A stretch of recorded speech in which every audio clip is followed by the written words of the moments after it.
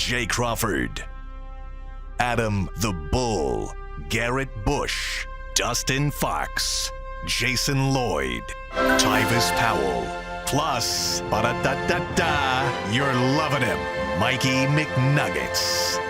And so many big names, it would take me hours to say all of their names.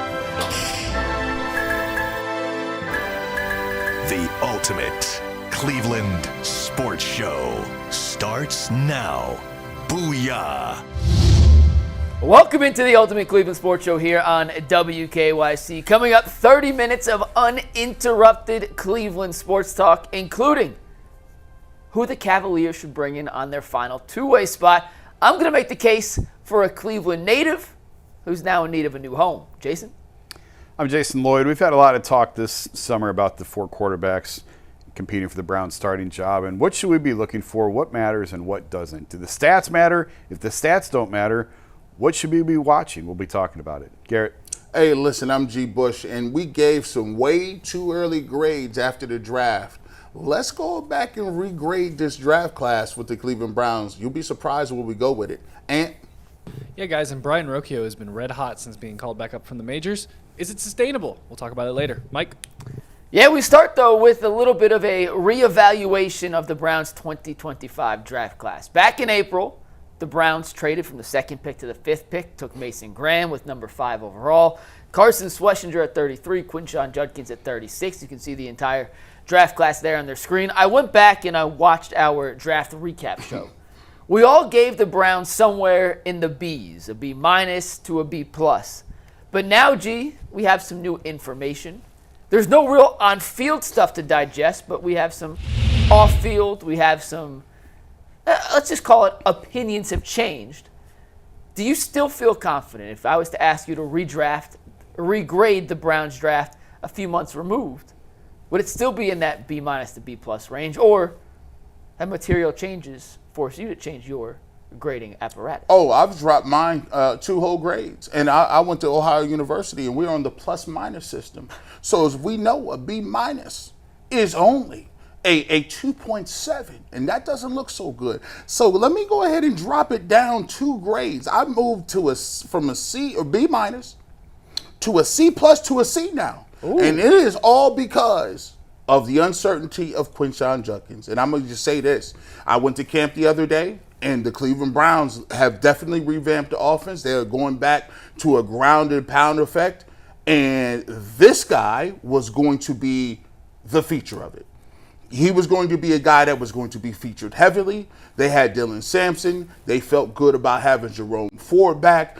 And when you look at this now, you have an offense that is going to be deficient probably at quarterback, deficient at receiver. They're going to utilize tight ends, but the thing that we get to a point with is who's the bell cow back, who's going to be the running back. If you want to get back to the old school Stefanski where you had Kareem Hunt and Chubb and even Dearness Johnson in that mix, and the Cleveland Browns was just willing to get you to the fourth quarter about 7 minutes, and then it was all she wrote because we're going to run that ball with Tonio and Wyatt Teller and some of those guards and be physical. Guess what, Jason? The big part of that was Quinshon Judkins, and he's not even, matter of fact, he ain't in camp. He's not even signed. So I don't know when you're going to see him. Have they played a game yet? Nope. Then I ain't changed the draft grade. And the Judkins thing's a huge blow, clearly. I still like the draft class. I like the Judkins pick. I'm not going to run from that now. Let's wait and see how this plays out. It's not looking good. We talked about on the YouTube show, this is starting to feel like it's going to be a lost season for him. He's got a lot to clean up in his personal life before he can even worry about football. But truly, we should do draft grades 5 years out, 6 years out. So nothing's going to change for me just a couple months later. I didn't mind the Graham pick because I love getting the future first-round pick to go get a quarterback in next year's draft. Schlesinger looks fine. He's going to be really counted on now, particularly after today's announcement, Jordan Hicks. The Judkins thing, it is what it is. We got to let it play out. I really like the draft class coming off. I still am going to say I'm still high on it. We knew they took 2 quarterbacks. Only one's going to play, if that. So that shouldn't have impacted anything just a couple of months later. I think I was right around a B. I'm going to leave it a B for now. I lean a little more towards G. Bush than I do with Jason, even though I totally understand what Jason's saying. I had it as a B. I put it at a B minus now just because of the uncertainty with Judkins. Yeah. Nothing else has really changed. I think when I was looking at this topic, had Gabriel or Sanders, one of the two quarterbacks, either one, catapult themselves into the 1 or 2 slot on the depth chart, definitively speaking, you feel a lot better about the draft. But think about a 3rd or 5th round pick vaulting to the top spot. Almost 100%. never happens. I get it, but I'm just saying, how would I have changed dramatically? Yeah. It would have been if one of those two guys catapulted ahead of Kenny Pickett, ahead of Joe Flacco at this point. Today is day 3 of training camp. We've had 2 practices. And in 2 practices, and Bill Musgrave confirmed that they're not really going to change the pecking order over the next couple of days. They're still 3 and 4 on the depth chart.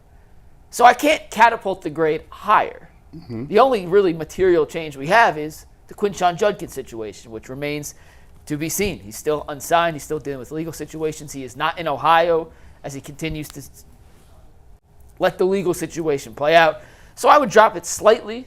Judkins was my favorite pick of the draft. He's not in camp. He's one of 2 unsigned draft picks in the entire NFL draft, including Shamar Stewart, the Bengals' first-round pick. So I feel slightly worse about it than I did a couple months ago, but without any games played, with just seeing guys throw on air, with no pads on in any full capacity, it's hard to feel a lot worse than we did back in April. But things can change quickly, especially, look, if one of the quarterbacks does something, and by the way, if Mason Graham, he never gets talked about around here, but if Mason Graham comes out and looks like he is going to be a dominant defensive tackle, Carson Swetchinger is going to get an opportunity. That pick is looming huge with Hicks retiring this morning. He's giant, by the way.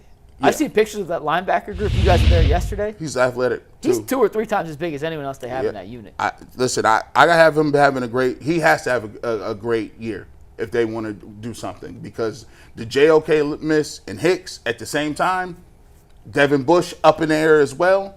We need him to step up and be a starter.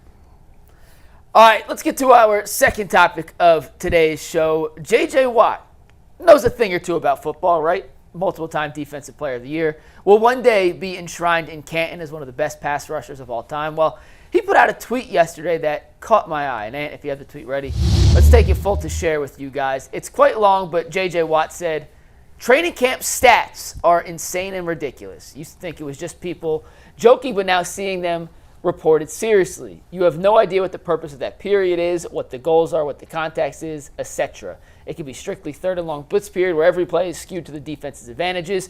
Coaches could be asking the QB to focus specifically on route concepts. D-line may be focusing only on bull rush moves one day or speed rushes for one period. More importantly, practice is for practicing. You're supposed to fail. You're supposed to try new things, see what works, what doesn't, etc. If you only do what works, you'll never grow, never change, never adapt. The entire point of training camp is to build and grow towards the season so that you perform your best when the games get real." Now, guys, we have not tracked training camp stats. Proud of us, UCSS, not tracking training camp stats. But obviously, that is something that's become mainstream in today's media. So if we're not looking at stats, Jason, you're at a lot of these training camp practices.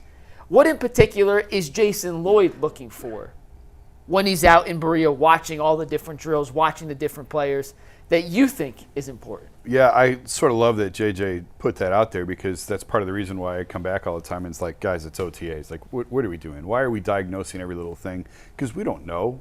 So what am I looking at? I'm looking at, do they get in and out of the plays? Do they get them lined up right? Do they understand the call?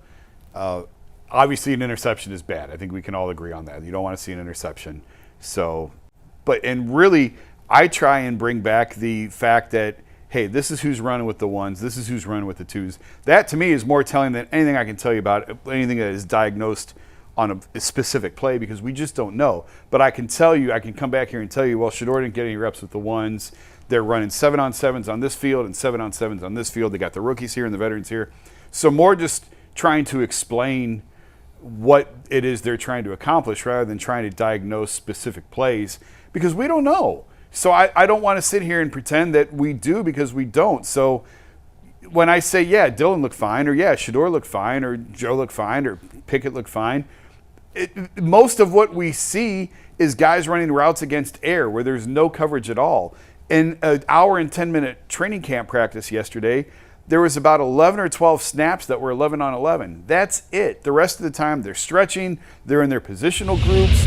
So it's sort of foolish to come back here and say this guy balled out or this guy looked terrible, because there just isn't enough time. If they're at the facility for 8 or 9 hours in a day, we are seeing 1 hour of that. We have no idea what's going on inside the building behind closed doors. So that's why sometimes I sort of tamp down on what it is that we're actually talking about, because it's just a microcosm of what goes on in a practice. G. Bush and the Kool-Aid Mafia is taking credit for all stats. I believe I'm the father of this stat charting issue, because at the beginning of the preseason in OTAs, I said, we saw the tapes. He was not 7 of 6. I counted 14 passes. Something is off here. And guess what? They had to start charting them passes. I'll take credit for it. Now listen, JJ, I didn't mean it to go down like that. They just had to chart them. The Cleveland Browns are the first outfit. By the way, you could trace this back. Nobody else was charting these passes in these other camps. Now they chart them, and then people started being like McNuggets. They like, yeah, but hey, well, listen, I saw Shador was 7 and 9, 2 touchdowns. I didn't know they was taking it like that. You know what's so stupid about this? A lot. There's a lot that's stupid about this. One of the dumbest things about this is they threw more than 4 passes. Right. So which ones are you counting and which ones are you not? Right. Which passes against air are you counting and which ones are you not? Because Shador didn't take any reps in 11 on 11s. So where are these passes coming from that you count? And individual, and if you do individual, them is on air. and that the first day that this idiocy started, that was the point I was making. I'm like, guys, they're starting on the 10-yard line. Yeah, he's going to throw a touchdown. They're starting on the 10-yard line. There's 10 yards to go. And it's a 7-on-7. The whole point of it is to complete it. It has now trickled into Hall of Famers. This is so purview, stupid. Right? This is so he stupid. has to talk about this now. I'm like, I put this topic in for you, Jason, because JJ's on your side. He's on your side. I just Hurts his heart. I can't believe the idiocy that we deal with sometimes. Like, I almost cussed. I'm so mad. Training camp stats. So when I go out to camp, 2-3 things-ish I'm looking for. When it comes to the quarterback, it's not the stats. It's, does the ball fly to your hand? And you can, and Yeah. there's not a stat for that. What I tell you the first day of OTAs, Joe Flacco can still spin Yes. it. He's got the best arm out there. And that is something that you have to be there in person Yeah. to truly see. The videos, the zip or no zip on a random throw, you don't see it on a little 1x1 phone screen. You see it in person. So does the ball fly to a guy's hand? 2, is he different test. Yeah. And this was more in college than it is in the pros, because in the pros, all those guys are the guys who were different in college.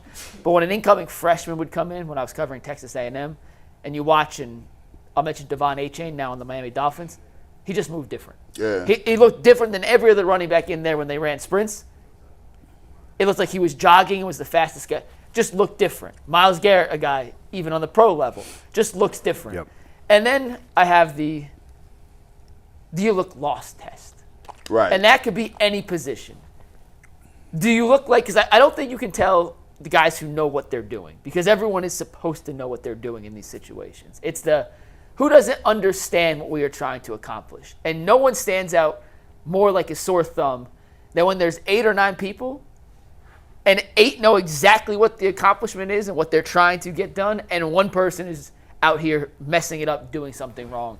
And I think if you find the same person in the, are you sure you know what you're doing category more than once, when you get to the 3-4 range, it's probably a pretty telling sign that something's not right. You know, it's crazy. Out of all the people you see out here, 42 of these dudes is already on the squad. There ain't no positions like that. Yeah. Like when I'm going out there, I'm trying to find out, like, okay, is there somebody that's really good that can go off and do something else? But you know what? Remember the guy that was living in his car that returned them kicks? Yeah, from Hard Knocks. Yeah. Like, guess what? He ended up getting cut. Remember the guy that DTR was throwing the ball to, and he had the most yards in the world? You loved him. You thought I he was loved gonna be a him. stud. He was balling. He made every. Guess what? He got cut. Austin Watkins, right? Watkins. He got cut. So look, Most of the Hard Knocks guys get cut. they get cut. There's some guys that you gonna see that's gonna make some plays, ain't gonna make it.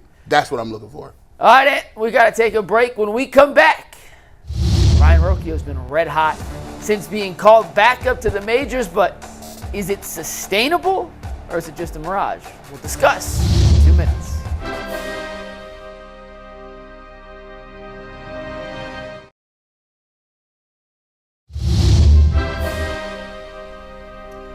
Welcome back to the Ultimate Cleveland Sports Show on WKYC. If you like what you see here, you can find us Monday through Friday, 11 a.m. to 1 p.m. on our YouTube page. Just search the Ultimate Cleveland Sports Show. We started the show talking Browns. Let's pivot. Talk a little Guardians now, guys, and specifically one Brayan Rocchio. Earlier in the season, he was arguably the worst hitter in all of baseball. Those are the stats you see on the left-hand side of the graphic. On the right-hand side of the graphic are Brayan Rocchio's numbers since being recalled to the major leagues following the injury to Gabriel Arias. A 709 OPS is almost exactly at league average, which is not great by any means, Jason. No! But compared to 433 prior in more games, it looks like a gigantic leap up. So I wanted to ask this question.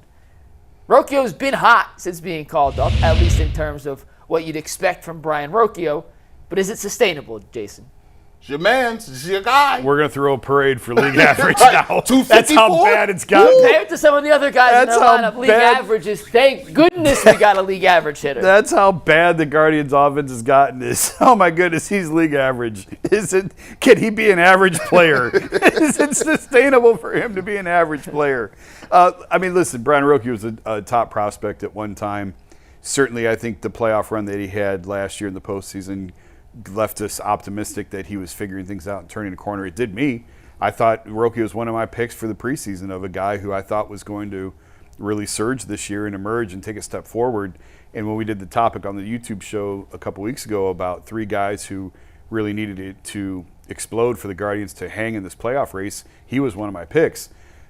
I mean, and yet league average, and we're celebrating it. So I do think that there's something there. His base running is atrocious. That's got to get better. Defense, he's okay. He's fine. He's made some terrific plays.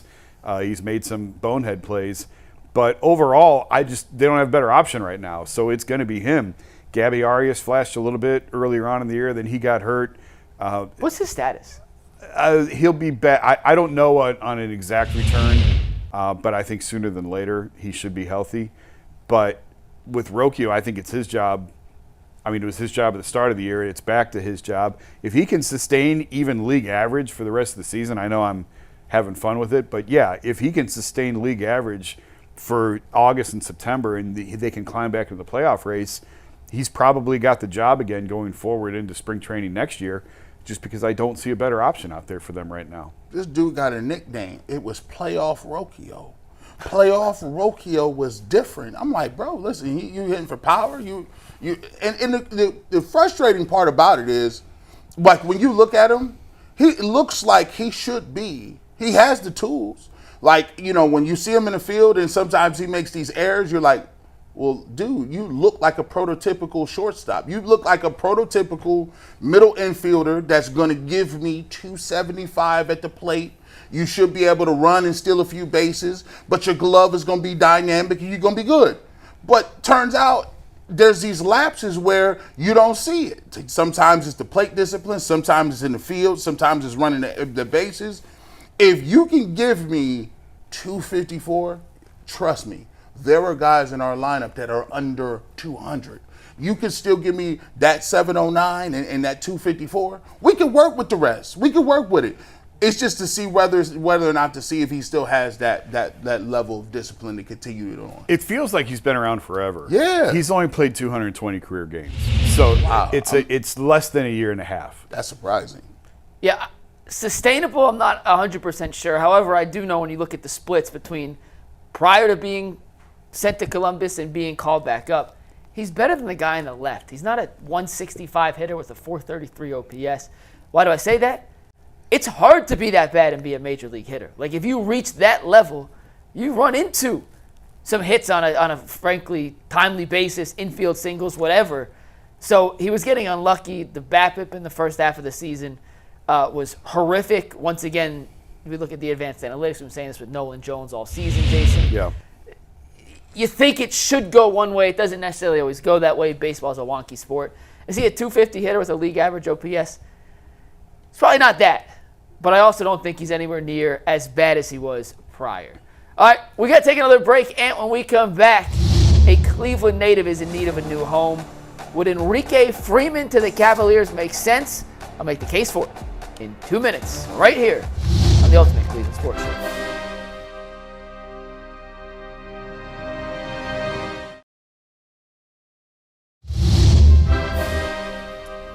Welcome back to the Ultimate Cleveland Sports Show. We have talked Browns, we have talked Guardians, we have yet to talk Cleveland Cavaliers until right now. The Cavaliers have an open two-way spot available, and I'm going to make the case for Cleveland to sign Enrique Freeman, the Cleveland native who just had his two-way offer with the Indiana Pacers withdrawn the other day, meaning he is now eligible to sign with another team. I'm going to make the case for why he should be the Cavaliers' third and final two-way spot. When you look at his situation real quick with the Pacers, he wasn't let go for poor performance. He wasn't let go because he's a bad kid. He didn't fit. With all the injuries Indiana sustained this summer, the Halliburton injury, there are a couple other smaller name guys in their system who got hurt. They needed to go with a more guard-oriented two-way rotation in case they sustain more injuries. It was a numbers game for Enrique Freeman, who had a incredibly productive summer league, which is important. You know, those are the games a two-way guy is supposed to dominate. And Freeman, well, I don't know if I say dominate's the right word, but he played incredibly well. In 14 G League games last year, he was hurt for a little bit of the season. He averaged 17 points, 10 rebounds, 3 assists. He shot 36.2% from three on nearly 4 3-point attempts per game, 54% from the floor. He's Akron's greatest basketball product in the history of their program. He's from Cleveland. And when you look at the Cavs roster, the one thing they don't really have right now is a plethora of front court depth. Not a ton of guys you can trust to go get a rebound. Not a ton of junkyard dog. I hate to use that phrase. It brings back J.B. Bickerstaff connotations. But a bunch of junkyard dog kind of dudes, just scrappers, high energy, Anderson Varejao light-esque players, which is the role I think Enrique Freeman can fill in a two-way contract situation. He's a bit of a tweener. That's probably the biggest knock on him. He's not big enough to be a real big, and he's not small enough to be a traditional wing. But at his size, if he's going to shoot 36% from three, and we know G League three-point stats from the Amanda Bates experiment isn't necessarily the greatest translator of three-point shooting from one level to the next, he has a lot of skills that interest me. And on a two-way flyer situation, Jason and G, I think for Cleveland, considering the other options available, bringing a guy who was the 50th pick in last year's draft, one pick later than they took Tyrese Proctor this year, would make a ton of sense to see what he's got left with a full healthy season in the G League. I think this guy could eventually work his way into being a guy you could at least consider for an NBA roster spot down the road. Here's my bar to clear for local guys. It's very simple. Yes or no answer. If Enrique Freeman was born in Poughkeepsie and went to St. Bonaventure, would you still want him? Yeah. Okay, then do it. Oh, yeah, I'm in. Because it's all, anytime you hear local guy, it's like, okay, do you want him because he's good, or do you want him because you saw him play in high school and college? There's a huge difference. I did see him in Akron. I never saw him at St. Benedictine where he went. But I just think that the skill set, and you could watch this from the G League last year. This was his career high at 22 points in this game. He's just one of those like weird, wonky, physical but a little undersized bigs. Yeah. And he plays a lot like Varejao with a little bit of a three-point shot. I think the Cavs roster, if you look at what they lack right now, and I don't think he's NBA ready by any means at the moment. And by the way, the three-point shot looks pretty smooth. That's him from the corner. It's just something they don't have on their roster anywhere else, which is why I think Cleveland or not, worth a flyer. You know what? I'm always down for an underdog. I like to find diamonds in the rough. Matter of fact, I would be out here making G League swaps. I'll take him on my squad. Let's do it. Ironically enough, Indiana loved Amani Bates. Really? I can say that on good authority. Indiana, at least a fraction or a portion, someone pretty high up in their organization was a big Amani Bates fan. So I wonder if they're looking for some wing scoring and a little more guard play as opposed to a big like Freeman, if that could be a landing spot for Amani, even though they didn't sign him before Summer League, which probably would have been an indicator of their significant interest. But we'll see. Enrique Freeman has his camp here this weekend on Saturday, giving back to the community, which we always like to see. Speaking of weekends, we hope you have a great weekend because it is time to say goodbye on this edition of the Ultimate Cleveland Sports Show. If you like what you saw, come check us out on YouTube. We're live every Monday through Friday, 11 a.m. to 1 p.m. talking all things Cleveland sports. For Jason Lloyd, G. Bush, I'm Mikey McNuggets. Have a great weekend. Peace.